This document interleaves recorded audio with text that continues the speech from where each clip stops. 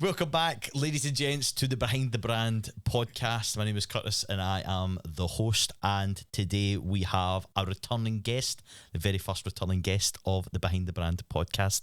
So we have Ashley in today, no stranger. She's from the coffee stop in Paisley. How you doing?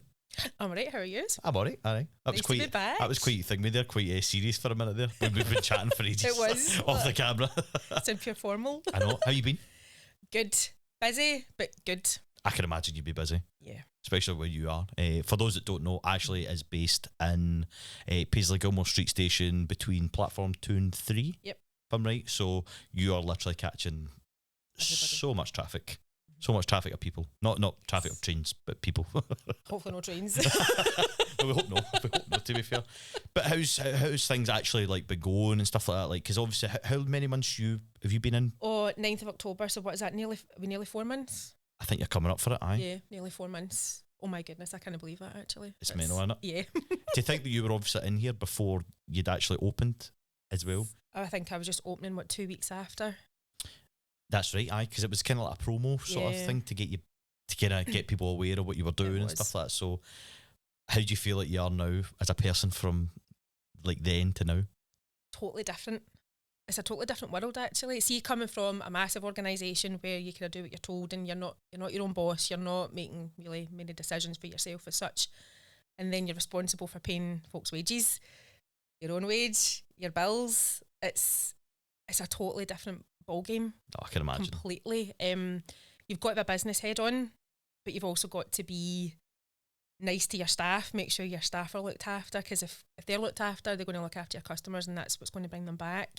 And it's just trying to find the balance with being the boss, but being their pal. I And literally just, that was sitting in the back of my head. I'm like, how do you manage that, knowing that you were friends before this? Yep. They've obviously jumped on board to work with you and be your staff and things like that. So how do you actually manage that and go about with that? Like, do you feel it sometimes? No, I've met your staff. Your staff are Ashley's staff are amazing. the nicest people ever, honestly.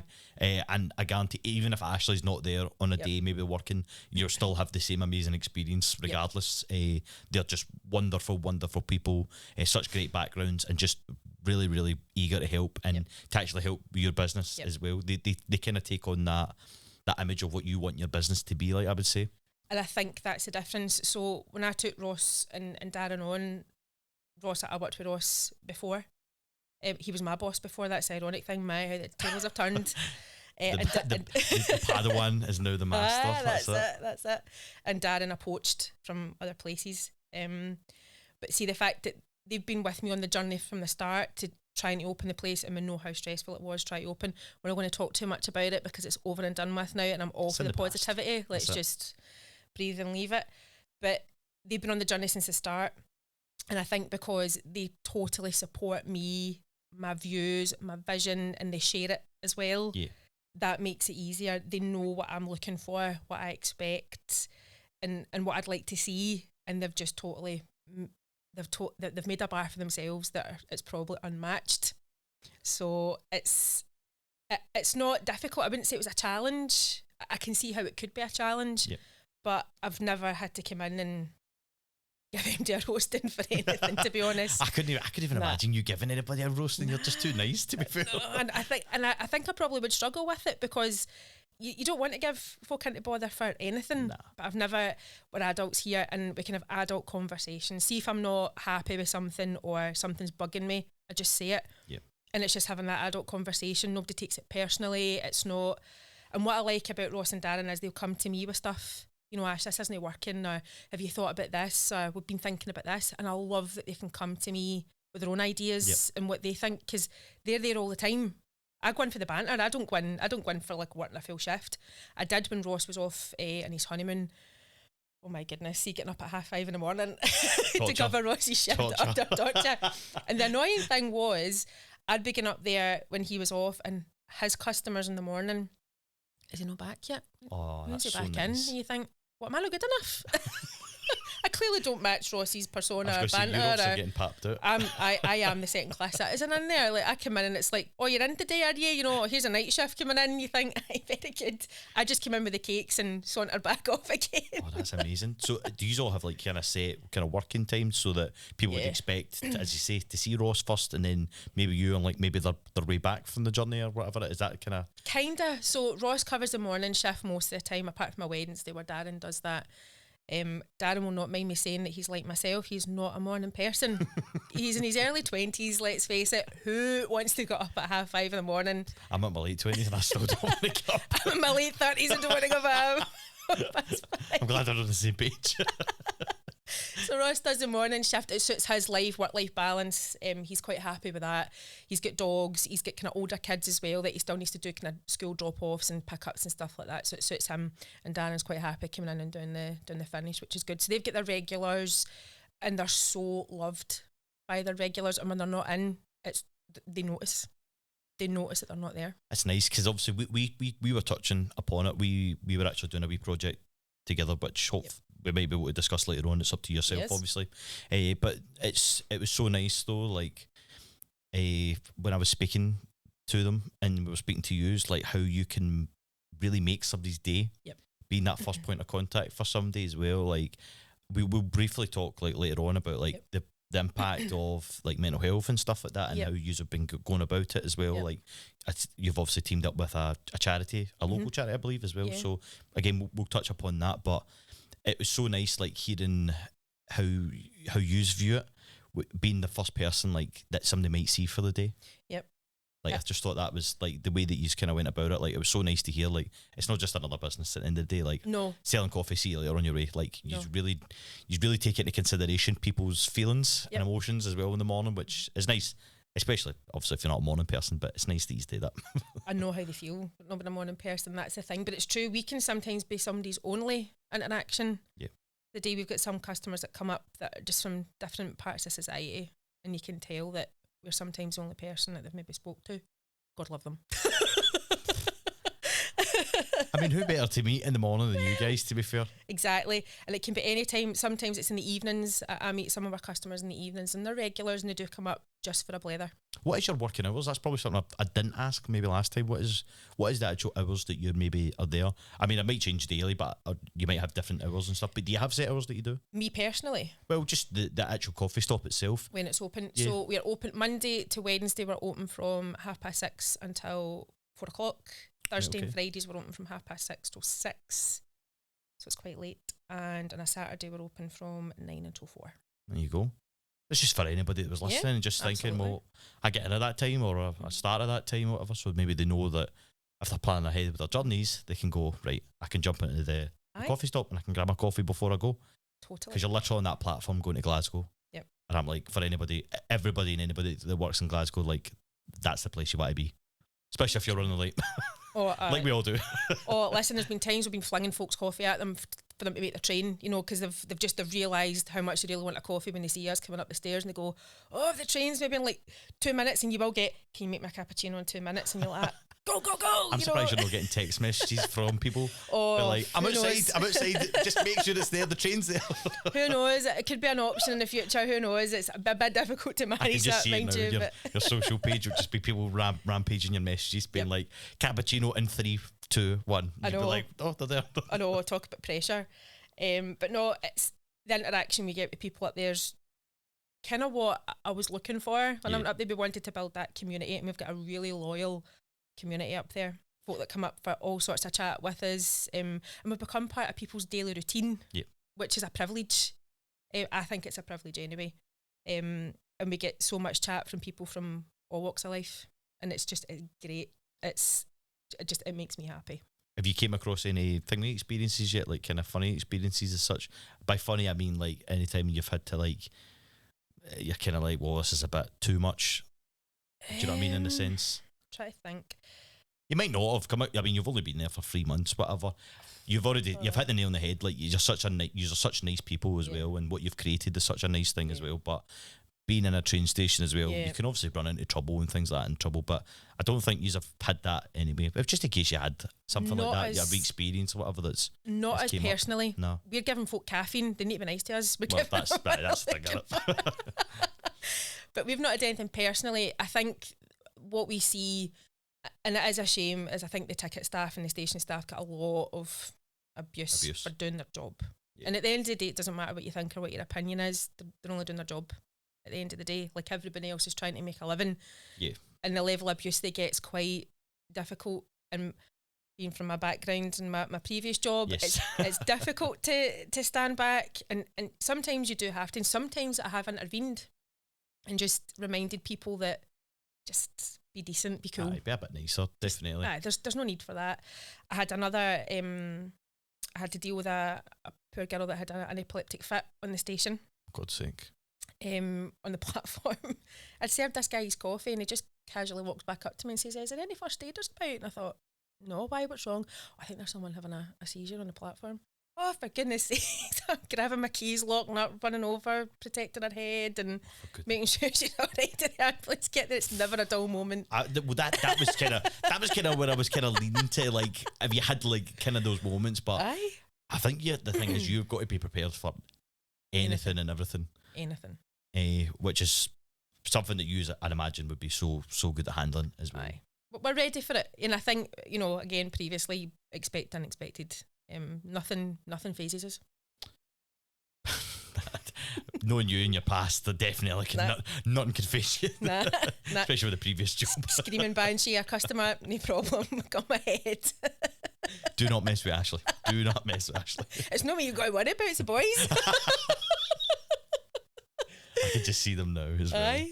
I think as well, like, do you know what I love about yours as well? Like, it's so family orientated. Yeah. Like, as I say, the project we were kind of working on. You can be the one to talk about it, but obviously, like, it was so nice. Even your opening day as well, like all your family and that came down, and we did a wee bit of content and kind of filmed like the experience of it and seeing people come up. Like, it just has that feel to it. It's just so nice.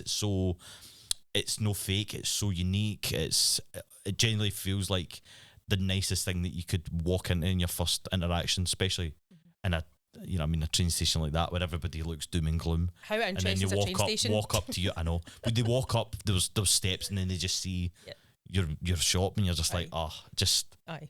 You'll either hear me laughing or you'll hear Ross laughing or you'll hear Darren getting slated for something. It's just and that's just for the staff. It's just for the staff, exactly. Or it's the station staff. They've got the home in on poor Darren. It's a shame for him, bless him. But he can listen. He can dish it. He can take it. Aye, that's what I wanted when I had my vision of what it would look like, and I don't just mean physically what it would look like, but what it would feel like to work there and what it would look like to the public. That was it. And it's because it's dead easy for me to sit here and say, it's not about making money. You've got to make money. You've got to be in it. It's still a business. You've got to live. Pay our bills and our wages and stuff. But I honestly care more about the customer experience, how they feel when they come up and see us. What do they see? What do they hear? And I think if somebody's having a really bad day and they come up to us and we're full of positive energy or whatever, 9 times out of 10 we can be responsible for flicking that for somebody and making somebody's day from being a little bit rubbish to really not that, so much better than what they thought it would be, I think. But it's just having that positive energy. And I think for me as the boss, and I hate saying that word, the boss, I like to do everything I can in the background to make sure that when Ross and Darren are in there, they're concentrating on the quality of the coffee and the stuff that obviously I'm in charge of the bakes. They wouldn't get anywhere near the bakes, right? You just don't let them have too much. That's the thing. No. I want them to concentrate on the coffee and the customer interaction because that is the most important thing to me. So if I can sticker the cups, label everything that needs labelled, stock the fridges, I just want them to concentrate on people because that's what's important to me because that's what's going to keep them coming back. And listen, I could see that firsthand when we were up, obviously doing what we were doing, and there was still members of the public coming up to you, even though you weren't technically open. They were still coming up to you, and you're just like, your interactions with them were just second to none. It was so nice, honestly, and it just creates such a nice buzz around the place as well. I'd imagine, especially in the morning. Like, I can imagine you must be like stowed, like. people queuing up probably in the stairs. I'm like, where would the queue? I know. That, Are they queuing for the train, or are they queuing for the coffee stop? You're like, what ones? I know it is. It can be a bit bonkers. But folk just love coming up and blethering. They love it. They love a blether with us, and that's must make the day go fast as well for you. It's like it does. Because I imagine, obviously, after a while of being the 3 or maybe the 2 at the time, you're like, how much more do we have to talk about or whatever? No, maybe like that, but I'd imagine you've probably got hundreds to talk about. But you know what it's like? It just, there, as you say, there's something new every day that comes with it. So many people that you maybe see for the first time, the regulars that you get back in as well. One thing that maybe we could touch on then is obviously any changes that you've made to the coffee stop, because when you originally started, you were simply doing coffee and cakes. Is that still the case as well? No. And again, I think it goes back to listening to your customers. So I was not averse to it, but one of the biggest things that we have been asked for, as you very well know, is rolls. As in sausage rolls? Rolls. Any rolls. Any rolls. Soft, crispy ones. Beef. You do rolls. So that's been a bone of contention for about 2 months. I tried to avoid it purely, and I'm going to be brutally honest here, I didn't want to go home smelling like bacon and sausage. I can imagine. I worked in it's my hair. McDonald's and stuff like that, and you were coming home and you were stinking. Yes. I mean, don't get me wrong, I love the smell of it. Who doesn't? But when you're coming home and you're like, smell of like pure grease and McFries and stuff like that. Yes. Probably should have just said fries, but fries. Yes. It's horrible, but I sticks thought to you as well. Like it does, and it doesn't, and I feel like it. No matter how many times I wash my hair, sometimes I feel it still smell oil. It's horrible. Aye. You kind of in your clothes as well, though, like with your uniforms and stuff like that as well. I don't want to say too much about this because I need to make sure my staff actually are behind this. So we'll maybe not say too many negative things don't. about That's it. It's a great thing to do. Honestly, the best job ever. Definitely. Absolutely. So for 2 months, it kind of got obvious quite quickly. And when I was up there quite a lot over Christmas, and because Christmas was bonkers. It really was. It was really busy. But I was starting to really pay attention to my competition, my competitors. Which, by the way, is a healthy thing to do. Yes. For anybody listening, like that is a totally healthy thing to do. You've got to. It's part of being in the hospitality world. I feel like the service industry. How do you get better? If you don't look at what others are doing around you. What are other people doing? What are we missing? Is there anything we could be doing better? Is there anything we can be doing more of? And it became apparent, and then the customers were asking for it. So I thought, right, it's not about me. This isn't just about me. This is about what my customers are looking for and what they would like. So yes, we are putting a hot plate in this week. Oh my God. And we're going to be doing rolls. You do rolls? You do rolls. But it changes everything. When you put a hot plate in somewhere, it changes everything. You've got to have all your health and hygiene stuff. I was going to ask that because obviously I've been in your space, and we kind of touched upon it as well, which hopefully you'll see maybe soon. Yes. But with that, obviously such a big change to it, like digging a wee bit about the kind of stuff that you maybe had to look at and doing and stuff like that, for somebody maybe listening and being like, oh, I didn't realise I had to do all that sort of stuff. And it's not just as easy as just going, I'm just going to shove an oven in the back and whatever, I'm going to cook after rolls, whatever. Like, it's not as easy as that at all. But I'll let you be the one to let everybody know that. I think for me it's slightly different because you've got to remember where I am. I'm on a ScotRail platform, ScotRail Network Rail platform. So everything's got to be adhered to slightly differently. So for me, like some cafes and restaurants and stuff could have like a deep fat fryer, and I can't have anything like that. So I can put a hot plate in, that wasn't a problem. But it was things like making sure we had a heat detector, not a smoke detector. And you don't always get the answer quickly. When you're working with big organisations, you've sometimes got to wait a bit longer.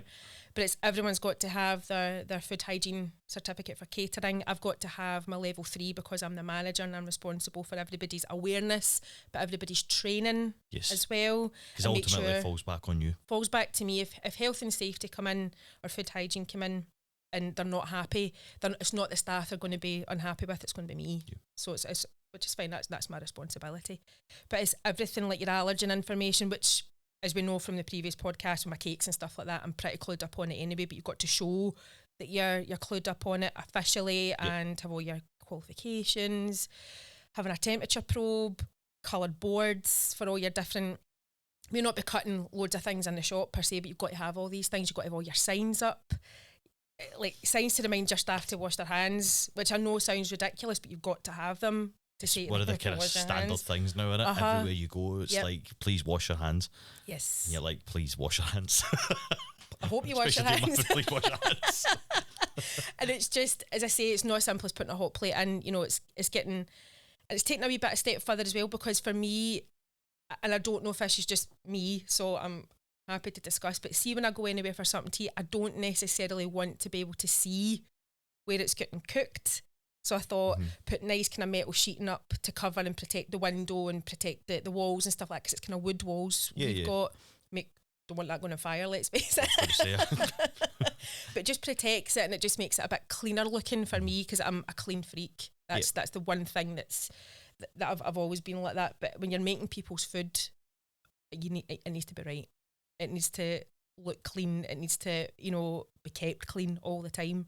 So it's just the little added things that we've put in to make sure that the customers are getting a decent roll that's made in a nice place. Well, that is the main thing, innit? It's that kind of, is it etiquette? Is that the kind of word we're looking for here? Like having that for people. And there's certain places you do love going in, like say like sushi restaurants and stuff like that. Like you love seeing that. Like I love going into like places like Yo Sushi and things like that. And I see them doing whatever it is, because I'm always like, is it my one that's next? They're always like that. But when it's a roll, I'm kind of like, just do what you do. As long as it takes care of itself and it's nice and whatever, I'm like, you're always going to get that repeat customer as well, because that's going to be such a big part of people's mornings as well. Missing out on breakfast, you're going to catch so many people. Fingers crossed. That's the game. I might just swing by before going to work. Totally. Feel I don't even get the trainer in, but I might just swing by.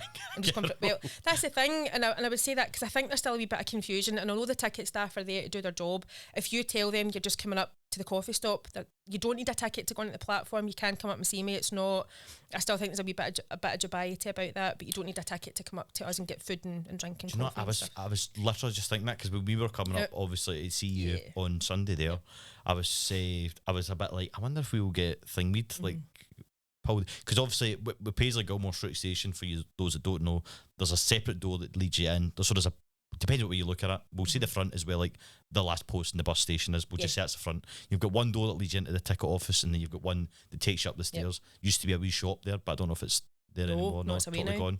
So that door leads you straight up the stairs, and then from there you can go to the platforms. Obviously, if you pre-booked your tickets, you don't really need to go into the ticket station. You can go straight up the stairs. But as somebody that, like myself, that was just coming in to obviously see yourself and do what we were doing, I was a bit like, I wonder if we'll get like meat here as well, especially because I was carrying a bit of equipment as well. I was like, I don't really know how this is going to go down, but generally felt fine. Nobody checked us. Nobody checked us. Nobody mentioned anything to us. So I was a bit like, oh, you can do that. Yeah, on a Sunday, I don't think there's ticket staff on a Sunday. Sometimes we get the revenue team in, but I'm not entirely sure when they do come in. I don't think they do come in on a Sunday though, but any other time there is barrier staff on, and their job is just to make sure that people kind of duping their fare on the trains or which whatever. Which is fair enough, to be fair. Yeah, that's what I'm saying. It's just they're just doing a job like everybody else, but they're really supportive of us, and we've got a really good relationship with them. We're kind of part of their wee family and their wee team as well, which is lovely. And if you are just coming up to us, they're more than happy to let you up. It's no problem. Aye, because a lot of the guys were asking about what we were obviously up to as well, and I seen that. I'm not sure your other Ross, yeah, that's his name. Colleague, Ross, sorry, I'm out my head there. We've seen Ross speaking to one of the staff members as well, and I'm like, that's nice. Obviously, you've only been in there for so long, but you've already built up a nice wee relationship with staff members from ScotRail or Network Rail that have been there for donks now. Aye, and the station supervisors are great with us as well. We've built a really good relationship. It's just constant banter. It's absolutely... People must walk up the stairs and think, what on earth is happening up there? You'll normally hear my laugh because it's obvious it's my laugh, but you'll hear Ross as well. He's got a big proper like belly laugh, you know. It is. You hear it, and you do get people coming up the stairs as well saying, "Oh, you can hear it." As you're laughing, but that must be so nice though, because you walk in that train station and it can be like so eerie and quiet and things like that, and all you're hearing is the announcements as well, but you're actually creating a bit of a buzz in there and creating a bit of an atmosphere and stuff like that, so that again it is approachable. More people will be like, what's happening over there? And I'm like, oh, I didn't know that was over there. I know, didn't know over there. But still do get people coming up the stairs and going, when did you open? 4 months ago. It's mental. But you think how many people go on a train though? But some people maybe once in a blue moon as well. I know, but it's a busy station. Well, we were discussing that last time. I think it was like the fourth busiest in Scotland. It is. So those wee bits that you just think, wow, that's like... I know. In Paisley. I know. The whole So Scotland's, no, like, it has been a mental. challenge.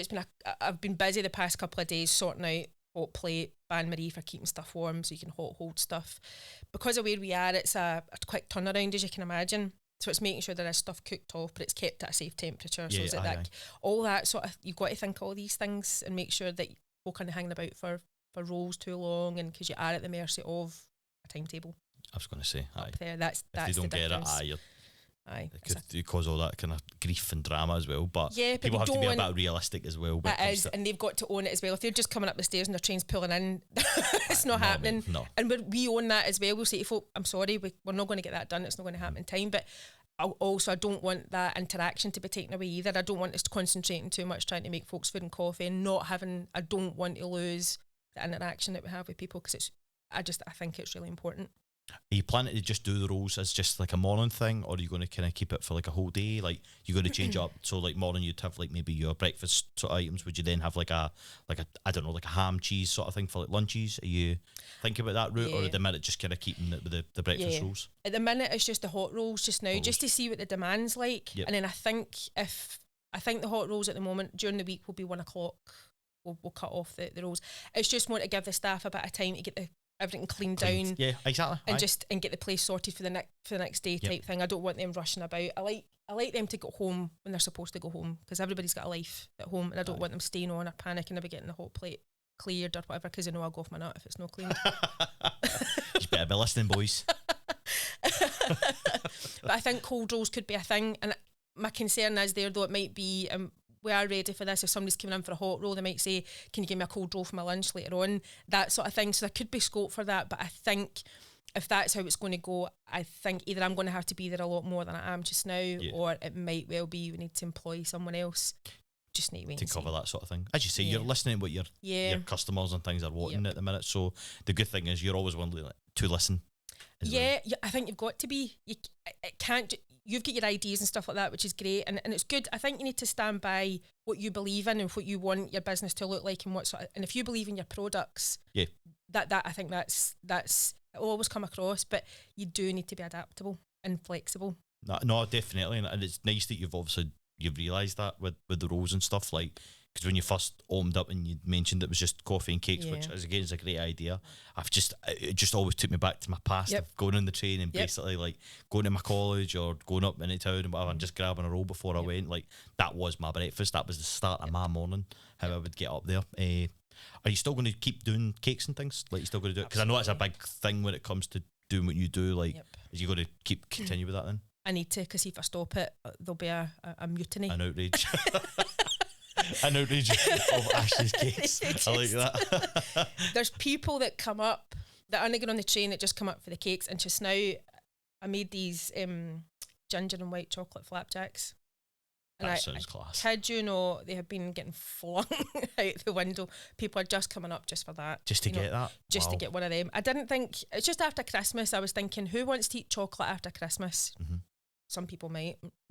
Me being one of them. I mean, we will eat chocolate like, all the time. To be fair, we're trying to be good at the minute, but yes. But you do get this, I'm very aware, and everyone is probably aware of this, sort of January, new me, new start, and everything that lasts on average 3.2 weeks. For me, it's like 2. Ends in 0.2. I don't even start it. Don't bother. I'm like the first, I'm like, yes, let's get going. And then day 2, I'm like, oh, we need to clear that cupboard. We may as well just eating it the now, because if we don't clear it the now, we'll never. Well, it's better if you just eat it all at the once, apparently, as well. Just get it out the door, that's it. Yep, so I thought, it's the brownies and stuff like that, I kind of stopped at for a while, and I stopped doing the big bits of sponge cake and stuff like that. So I thought, I'm going to see how this goes. And I thought, a couple of people had asked about breakfast bars, and I thought, like a kind of brunch bar type thing. You know, you get your kind of your oats, your kind of oaty bars and stuff like that. So I thought, flapjacks, give that a go. So I made a plain flapjack and this one, and it's just the flapjack has taken over. That's class. Mm-hmm. That sounds good. I'll need to come up and get that one day, hopefully. It's just becoming adaptable. Put a special request. Aye, it's just you try things. What I like doing, I love experimenting. So I'll try something and I'll just put it out there and see how it goes. And our millionaires brownies and Empire biscuits. Everybody loves one Empire biscuits. Love an Empire biscuit. They're a comfort thing. That's when I worked for my not my previous employer, but my previous employer, there was a big canteen, and every day I would go in, get a cup of tea, and I'd buy an Empire biscuit. That was my thing every day. That's probably why I'm probably the size of a house now. But that was probably my guilty pleasure, or like my treat to myself every day. But like, you worked hard today. Like, have a wee cup and a wee Empire biscuit. Love it. Aye, and I think it's because we cater for everyone. We cater for gluten-free, vegan. You know, there's something for everybody up there, and that's what makes me happy, because you get and I do feel sorry for folk that've got allergies, or whether it's their life choices or whatever else. You know, that they're it's really difficult to find good bits of cake that they're not charged an arm and a leg for the privilege of having an allergy or whatever it is. Because you find that there's a markup every time it's like a vegan or a gluten-free type thing. Like, it's mental. It's just like, it's unfair, because some people haven't chose to be that way. Like, that's just their body that way. It's not fair. Exactly. I don't think you should be charged for the privilege. Like, we don't charge for dairy alternative milks and stuff like that extra, because I just don't see why you should. I'm quite happy to take the hit. Not that I take a massive hit on it, that's not what I mean, but it's just, I'm trying to be inclusive, because I think that's important to me. You're not shutting off that clientele customer. Like. No, and I think and everyone can do things differently. Everyone does their thing their way, but I just don't see the need to do it.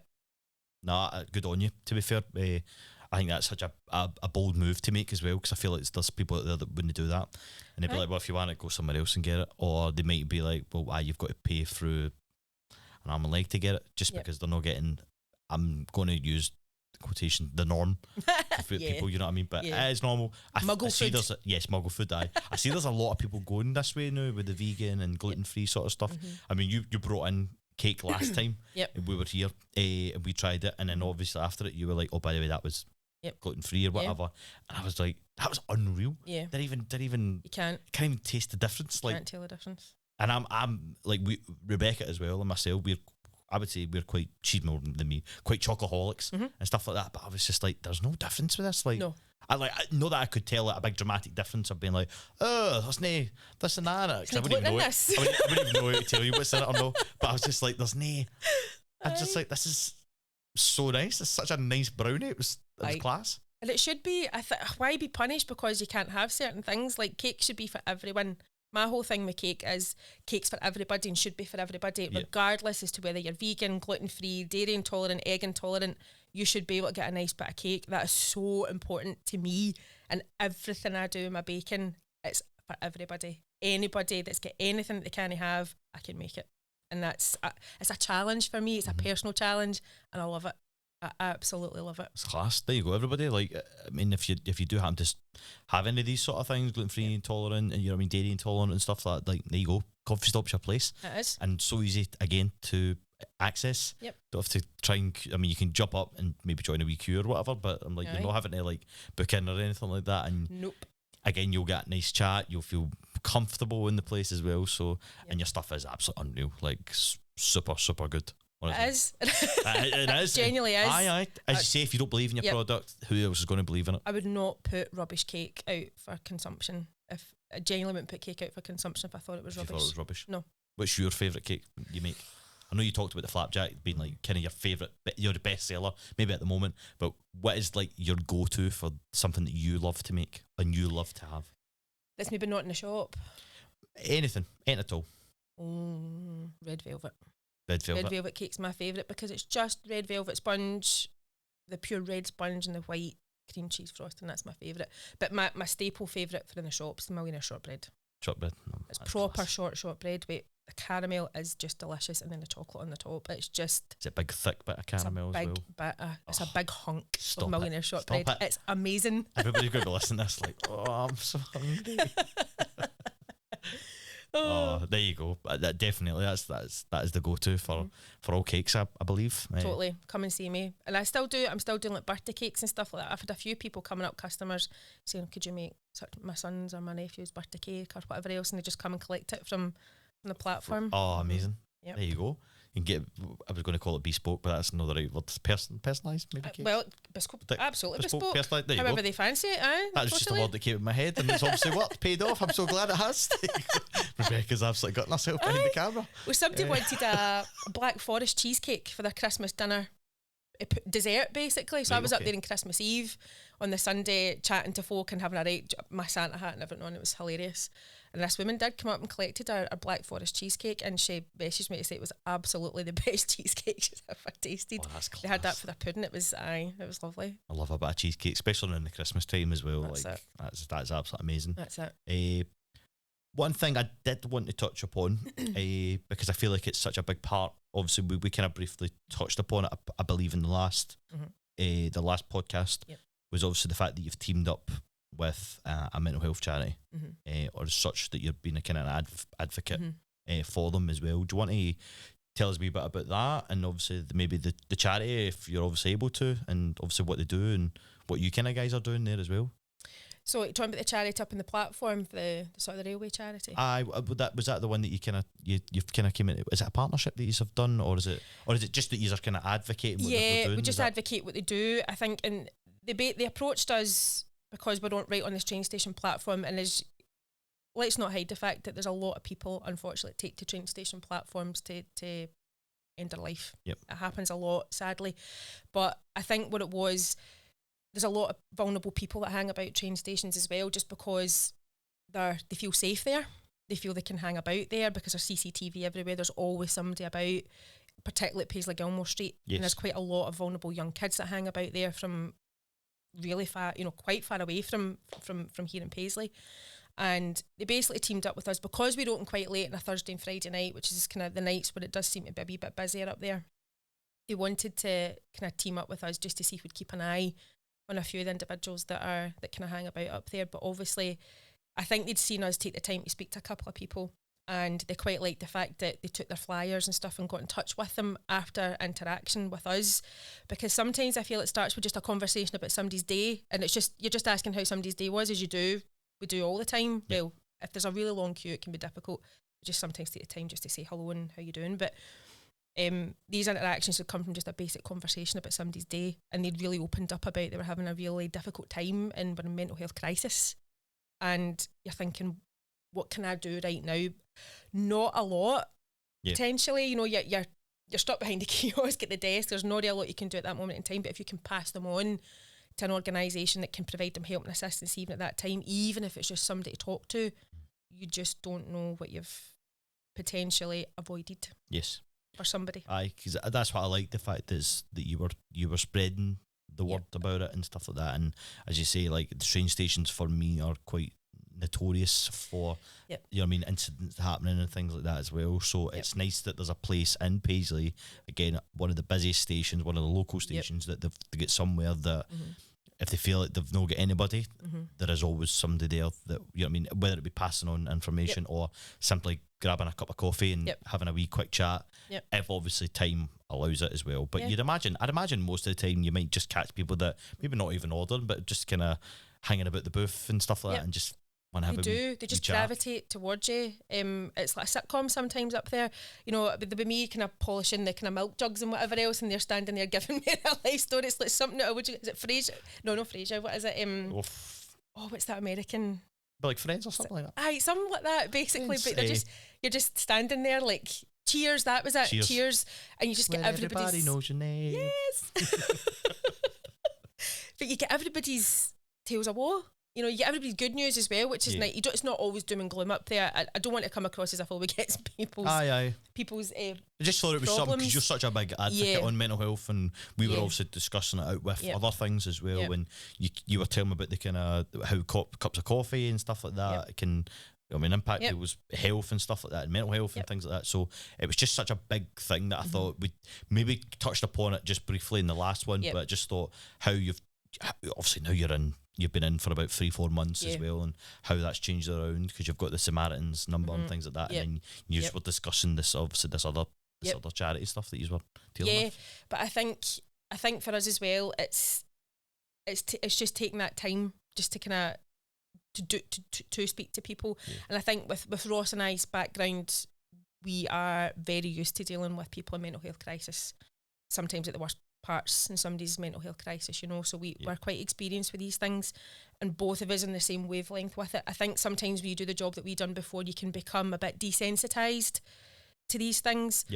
we haven't. We definitely keep it in the here and now and the real, because everybody's situation's different, and I think we recognise that, and it's just being able to give someone sometimes it is just being an ear for someone to talk to. That's all you have to be, and sometimes that's enough. And that's some people just want to be listened to. Yep. And feel like somebody's listening to what it is, and build it up inside them. They just need something to listen to. So yeah, but we can pick up the signs as well. There's maybe a bit more to it. Maybe there's a bit more concern here to be worried about. Like there was a situation where one of the guys that works with us as well, he'd said that, I just felt there was something a wee bit more to this. So he gave the guy the number, the wristband and everything that he needed to, and he did contact them, and they were really, really thankful that you passed that over. I just think that's amazing. You as I say, you aren't just there just to sell coffee, to sell food, and to do all that sort of stuff. Like you are a big part of that community that comes in there and really kind of do care about the people that you actually come into interaction with. Genuinely care. It's not just transactional. No, and that's it. And I'd say we seen it firsthand. Even the day that you weren't opened, even the day you weren't open, you were still the same. You could have been like, mate, we're not open to whatever, like, but you weren't like that. You were like, yeah, come on in, like, aye, that's it. And you didn't have to do that as well, because you were there for another reason. You didn't have to be like that, but you were, and all you were, even your family were, and that's just a credit to everybody that was there that day. I know. What's the kind of next big thing then? Do you think for the coffee stop? What's the I don't know. I think just now is getting the rolls in. Getting the rolls in. And I've been, threatened within an inch of my life to hurry up and get the rolls in. Customers are like, when's he's coming in? Particularly station staff are like, come on, when's this happening? When's this happening? People of Paisley. Come on. Gee whiz. It's just, it does take time. But I think you need to go a full circle for the first year. I think you touched on it in one of the podcasts you've done recently about that overwhelming stage a wee bit. You kind of get to that stage where you think, what's happening? Where do I need to be there now? And I think that was my time. First 2 weeks in December, I didn't know where my head was. Yeah. I've got a rough idea what it was, but I'm not going to say it on camera. But it was overwhelming, and it was really difficult to find the balance between when I needed to be there, when I didn't. I've got 2 young kids at home, husband, it was quite difficult to juggle the demand and where I needed to be and where I fit in to it all sometimes. Because the guys that work up there all the time, they've got it down to a fine art. And I sometimes don't want to tread in their toes or get in their road. It's more likely the case for me getting in their road than the other way about. But I think now that we've got to the kind of 4-month mark, looking to the 6-month mark, hopefully we're coming into spring and summer. Yep. So we hope that the weather picks up as well. It's got to. It's driving me insane. It's coming and going. I'm like, is it going to snow? Is it going to wind? Like, what's that? I feel like I'm in the Wizard of Oz. Aye, what do you wear? What do I wear? What do I do? I'm sick of wearing big jackets. I'm like, come on, let's get them off. So we're looking for the better weather. So it's iced coffee, refreshers. Oh, that would be amazing. That sort of thing. So that's next in the pipeline. I'm very much a one thing at a time. Don't throw everything at once, because you'll end up with a lot of wastage. You don't know if it's going to work or fit or not. So it's just, I'll take time between now, when we get the hot plate in and it's up and running and everyone's getting rolls chucked at them before they go on their train. It'll be taking the time to speak to people and ask, what next? What do you think we should be doing next? And ask our customers, because they're the ones that know what they want. Yep. And we don't know unless we ask. So that's sort of next thing in the pipeline. I just see like a wee fill in form, like what would you like to see? No, a poll on Instagram. A poll. That's it. I definitely. That is actually perfect, because that leads us on. Like, how the hell do we find your content? We spoke about it last one, but we have to do it again. Yeah. How do we find you on the socials? The Coffee Stop Paisley is Facebook and Instagram. The Coffee Stop Paisley, sorry. The Coffee Stop Paisley, Instagram and Facebook. So you can get us no bother, and just anyone else has got any suggestions or anything else they want to. I think I said this last time. You were quite open. Tell us what you want, and within reason. I was going to say, like, be realistic with the expectations that you're maybe wanting to put forward, folks. Ashley, thanks so much for coming in. No worries, honestly, class chat again. And you're the first one to come back and be like a return. I'm a returning guest. I like that. We'll have like a wee section. It'll just be Ashley's corner. And we've got so much more happening. We've got so much more coming up. It's exciting. That's the thing, because we're going to have a wee chat hopefully for another podcast as well. So coffee. yes, all things coffee and all things, again, health and things like that, and mental health and things. So, no, listen, thank you so much for coming in. Thanks for having me. Those that are listening, please feel free to drop us a wee subscribe or a like on the YouTube. If you're on Spotify, you can hit the follow button. There's also a rating as well that you can leave, so 5 stars would be greatly appreciated.